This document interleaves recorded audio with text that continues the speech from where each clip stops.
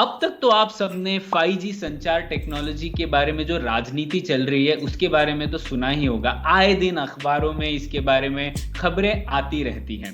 तो बात यह है कि हुआवे और ZTE जैसी जो चीनी कंपनियां हैं वो इस होड़ में दूसरे देशों और कंपनियों से थोड़ी आगे निकल चुकी हैं। लेकिन अमेरिका, ऑस्ट्रेलिया, जापान और न्यूजीलैंड जैसे देशों ने इन कंपनियों का उनकी 5G टेक्नोलॉजी में रोल रखने से साफ साफ मना कर दिया है, जबकि भारत ने अपनी स्थिति स्पष्ट नहीं की है। आए दिन हम सुनते रहते हैं कि हुआवे 5G ट्रायल्स में हिस्सा ले पाएगी, तो कभी हम सुनते हैं कि नहीं ले पाएगी। तो भारत क्या रवैया अपनाए इस बारे में और हम लोग कैसे सोचे इस विषय के बारे में, इसी पर है ये वीडियो। तो मूल रूप से इस सवाल का जवाब हम तीन अलग अलग दृष्टिकोण से दे सकते हैं। एक है आर्थिक, दूसरा है सुरक्षा प्रधान और तीसरा है स्ट्रेटेजिक। तो पहले देखते हैं आर्थिक तर्क। आर्थिक तर्क देखें तो हुआवे की अपनी कंपटीशन से काफी आगे निकल चुका है और इसीलिए अगर हुआवे पर पाबंदी लगाई गई तो भारत के कंज्यूमर को इसका नुकसान उठाना पड़ेगा और हमारी जो 5G डिप्लॉयमेंट है वह धीमी भी होगी और महंगी भी होगी। तो इस तर्क का सहारा लेते हुए हुआवे ने तो एक रिपोर्ट भी निकाली है और उन्होंने यह दावा किया है कि भारत को 27.8 बिलियन डॉलर्स का नुकसान उठाना पड़ेगा अगर हुआवे को भारत में अलाउ नहीं किया गया तो।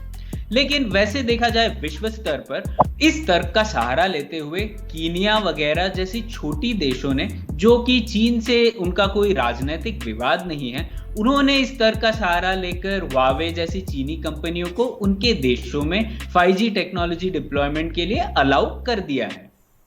अब दूसरा तरीका है सुरक्षा प्रधान तर्क। अब सुरक्षा प्रधान तर्क ये कहता है कि हमारी सबसे जरूरी बात यह है कि हमें अपना डेटा और हमारे कंज्यूमर्स का डेटा चीन को नहीं देना है। तो सुरक्षा प्रधान तर्क ये कहता है कि अगर हुआवे और दूसरी चीनी कंपनियां हमें आश्वस्त कर पाए कि वो ये डेटा पर कोई जासूसी नहीं कर रही है और ये डेटा चाइनीज कम्युनिस्ट पार्टी तक नहीं जा रहा है, तो वो अलाउ कर देंगे हुआवे और ZTE जैसी कंपनीज को।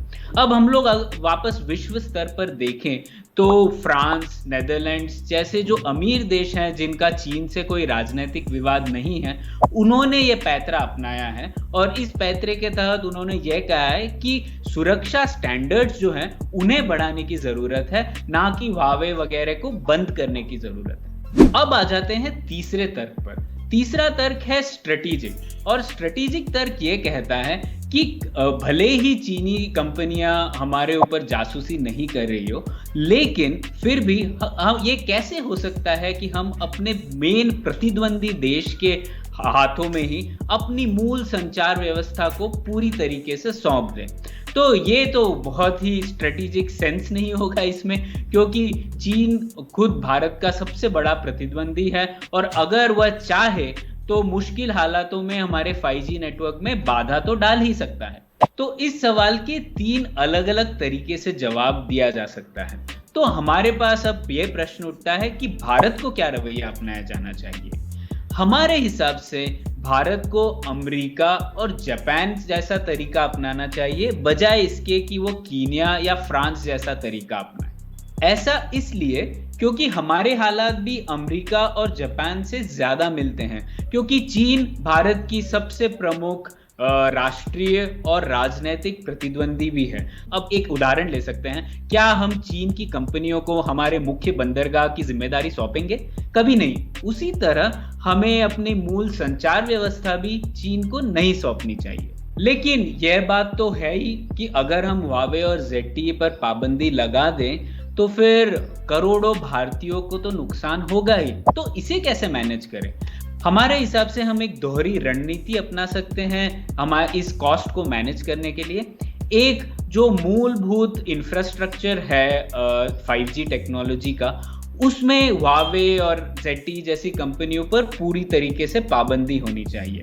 लेकिन जो 5G फोन्स हैं जिसका करोड़ों भारतीय लोगों को फायदा हो रहा है, उसे हमें अलाउ करने में कोई प्रॉब्लम नहीं होनी चाहिए। अंत में मैं यही कहना चाहूंगा कि इस सवाल के आर्थिक, सुरक्षा और स्ट्रेटेजिक पहलू तीनों हैं, लेकिन भारत की स्थिति में जो ये स्ट्रेटेजिक इश्यूज हैं ये ज़्यादा तवज्जो रखते हैं और इसीलिए हमें इन पर काफ़ी गौर से डिसीजन लेना चाहिए। और हम लोग ये कहते हैं कि जो कैबिनेट कमेटी ऑफ सिक्योरिटी है उन्हें ये डिसीजन लेना चाहिए कि ये हुआवे और ZTE जैसी कंपनियों को अलाउ किया जाना चाहे या नहीं।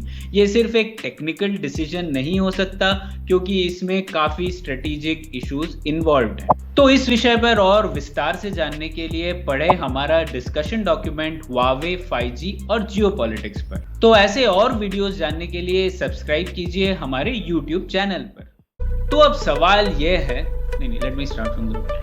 तो जब हम जान चुके हैं कि इस सवाल को जवाब, तो अब okay now it's up to you.